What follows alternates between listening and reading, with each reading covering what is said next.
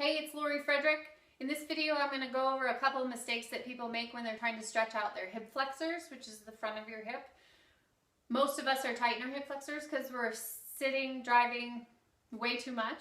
So stretching your hip flexors is a good idea and trying to get them to open up.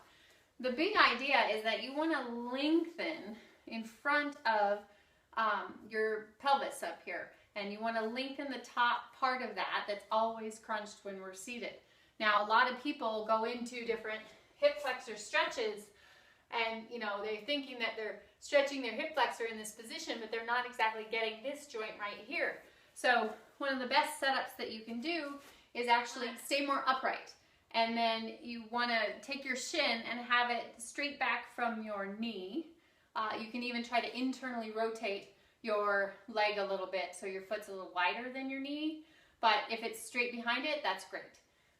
You want to stay upright and do a pelvic tuck. So squeeze and think about your pelvis not tipping forward, but tucking under. And just that tuck and getting a good glute squeeze, you should feel a heck of a lot of stretch here in your hip flexor. I do, okay? And I'm considered flexible. So you want to really engage those glutes and tilt yourself forward. Right there, you're going to get a great stretch throughout that. If you want to add a little bit more to that, you can add a reach and then tilt. If you're flexible enough to tilt even further forward with your hip right now, great.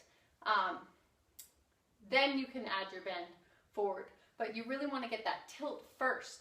If you're down here trying to stretch your hip flexors in these positions and you're tucked the wrong way, you're not going to be stretching exactly where you need it. And the most efficient stretches are where you need it. So try it out. Let me know what you think.